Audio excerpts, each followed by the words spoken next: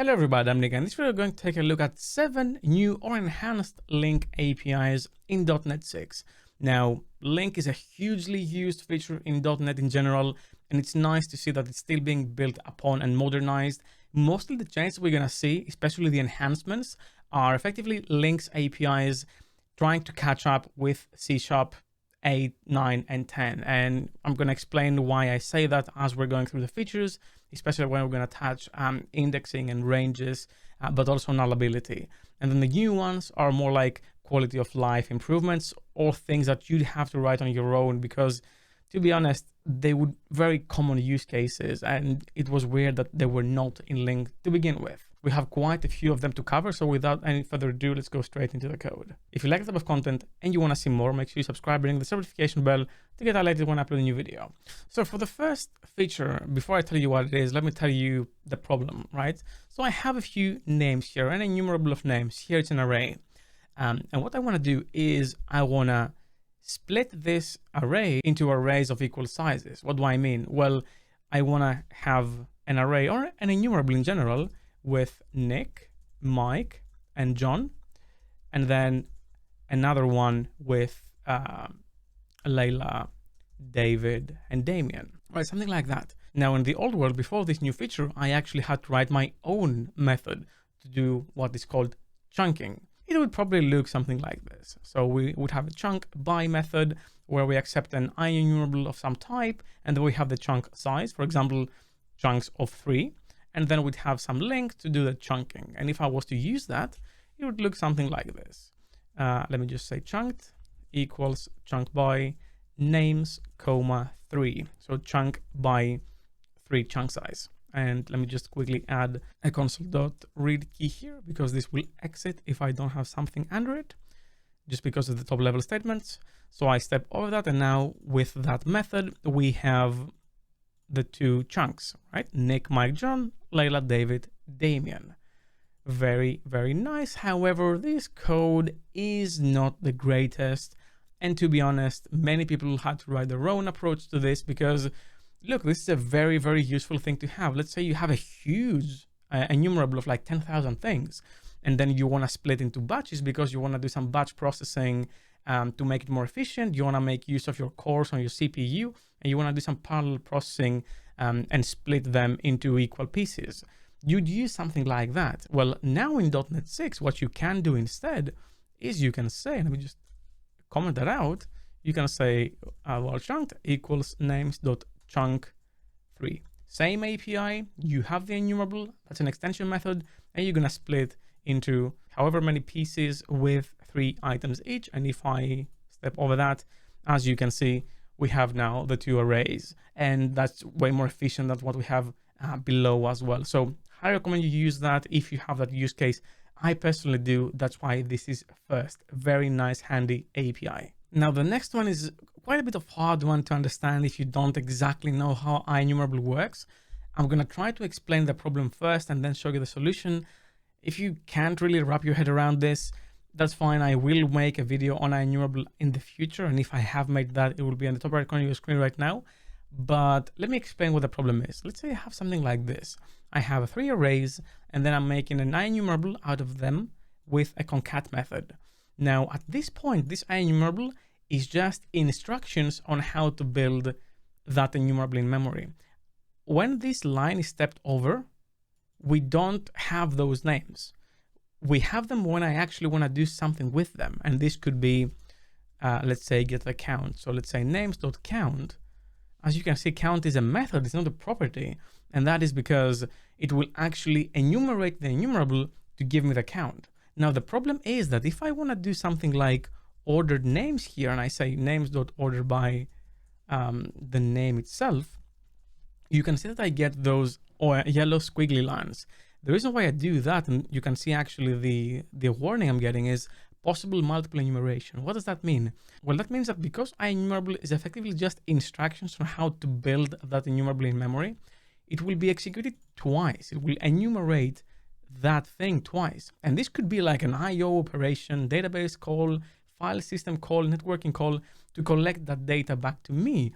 And again, if I debug this, just to understand exactly why I'm saying that, when I'm stepping over this, I do not have the names here. Now the debugger will give me the names, and I'm going to show you when. Do you see this saying expand will force enumeration of the object? This means that the moment I hit this arrow caret thing, it will actually go and execute this piece of code and concat them, and then I have them in an array. Now, when I click the thing to expand, that's when this piece of code was executed. I did not have it before. Now, the problem is that if I do count and if I do order by, this will enumerate twice, which means more computation, more memory. It might be more network calls depending on what your IEnumerable is, which we don't want. And the reason why I'm using count is because count has been a very common thing to do before you want to do some other action, whether that's pagination or batching or anything. People would try to get the count of an IEnumerable, and IEnumerable is trying to be smart about how count works. It will try to detect whether it's an I collection because that has a count, or a list provider which has a efficiency method type thing for the count, then I collection has a count, or else it will loop through the enumerator and give you the count back, meaning it enumerates everything. But what has been added now in .NET 6 is the names.TryGetNonEnumeratedCount, which, other than being a very hard thing for me to pronounce, is a very handy method, because what this says is effectively trying to give me the count without forcing an enumeration. If you have to enumerate, then fail this if check, give me false. If you succeed, then give me the count and return true here. And then I can use the count without forcing an enumeration, meaning, well, I'm not enumerating twice. So, you know, this warning, this possible enumeration thing will not be valid if the IEnumerable behind the scenes is something that doesn't require enumeration. In our example, and let me just execute that. Here we go.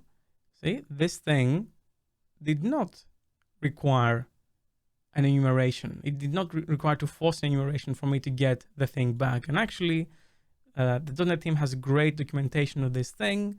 You can see here in the method, attempts to determine the number of elements in a sequence without forcing an enumeration. This forcing an enumeration thing is the expensive bit, the hard thing that we don't want to have. And we'll do that by using internal LINQ APIs and also this type checking if checks. So very handy, because then you can get the count and do something with that without having forced an enumeration. Very, very useful thing. Now, the next one is zipping. Imagine we have two different enumerables, one that has names and one that has ages. What I can do is I can zip those things up effectively like a zip. So connect the pieces, because in this case they also have the same count. They don't have to, but you know, in this case they do. And I can say names.zip ages. And what this will give me if I debug this is actually a very handy feature. In fact, let me remove the explicit type again so you can see what's going on here. This will be the names or the name, and this will be the age. What it will do is, like I said, zip the two enumerables and give me back an IEnumerable of a tuple. And as you can see in this iterator, it combined Nick with 28, Peter with 22, Maria with 25. Nice thing, it was in LINQ already. What we can do now is also have a third thing here. So if I was to have something like years of experience and I want to add that as well, I can now do that and change this to int years of exp. Here we go. And this is now, this can happen. So it's a small enhancement of the previous API, which only accepted 2. Now, as you can see here, I totally screwed this up. As you can see here, now we have 3 things we can zip together. A small enhancement, still not something I would use on the daily, but definitely something I can see coming in handy when I'm doing some small console application to process some data in memory from a file or something. So next is another very handy one, and it is the by operators in some existing methods. So what does that mean? Let's say we have an array of family members here, right? What if I wanted to get the youngest person in the family and then the oldest person in the family with pre.NET 6 LINQ? What I would have to do is, let's say youngest here equals family dot order by age, and then get the first And if I want the oldest, I would say, again, family. I can just copy that and just change this and then say order by descending. And if I do that, as you can see here, the youngest is Peter, the oldest is me at 28. So that's how you would do that before. And the thing is, this is one LINQ methods too many, I'd say, for what we want to do. So what we can do now with the new API is we can use the MinBy and MaxBy. So let's say that this is the old method of doing things. So old and old. And then in the new way of things, I can say MinBy, and now this accepts an expression and it will give me back the minimum by age. And then here I'm going to say MaxBy, same thing. And if I debug this, I can simply get that back. So youngest Peter, oldest me. Very nice. We don't have to call that extra operation. Very concise, makes sense, very handy. And it's good that they actually did this for other methods as well. We now have distinct by, intersect by, union by, and accept by. So same API, you can accept an expression and do something with them. Now the next two fall into this modernization category that I said, where we're just catching up with the C# 8, 9, and 10 features. And in this case, we have index support for ElementAt. So if I want to get an element at a specific index, I could say element at a specific location, let's say 3 here, and this would give me the third thing in, well, the third index, not the third thing, so the fourth thing, which is Layla in this case. I can say ElementAt. However, C# 8 added index operators. So if I wanted, let's say, to get the third item from the end, you know, how would I do that in the old way? I'd have to try to get the index and blah, blah, blah. It would be a pain in the way you don't want to have a pain. So instead, what we can do now is we can use the index operator and say third from the end. And this, if I debug it, will give me Layla again. Here we go. So third from the end with this operator. And if you're not caught up with the index operators, Microsoft has great documentation on the matter. I highly recommend you check that out. It is a bit of a weird syntax if you've never been exposed to it before, but once you understand what this symbol means, you'll be able to sort it out very, very easily. And now in sort of like the common theme here, we have range support for take. So previously, let's say that I want to get a slice here. Let's say I want to get John and Layla. What I would say is names.skip2 and then take 2. And what this would give me is it would skip the 2 first in this case and then give me 2. So John and Layla. And if I just quickly debug this for you to see, if I step over this, as you can see, John and Layla here. Now, again, this is one LINQ called too many. So Microsoft said, you know what? You don't have to do this. What you can say is 2 to 4, which is what you want. So this is the range syntax. And now if I debug this, this will give me the exact same experience, John, Layla. So it is from 2 to 4. Now you can also mix and match things like index support. So if I, for example, want to say, give me the last 3, I can write it like this. So last 3 equals names dot take third from the end until the end. So this will give me the last 3. Again, if you see the syntax and you're like, what the hell is that? It's a bit of a weird one if you've never been exposed to it, but now I got the last 3. Again, I'm going to link to the documentation for both index and range below. Check them out. They're used in many places. It will be a very good thing for you to actually catch up with them. Well, that's all I have for you for this video. Thank you very much for watching. Special thanks to my Patreons for making these videos possible. If you want to support me as well, you're going to find the link in the description down below. Leave a like if you like this video, subscribe for more content like this and ring the bell as well. And I'll see you in the next video. Keep coding.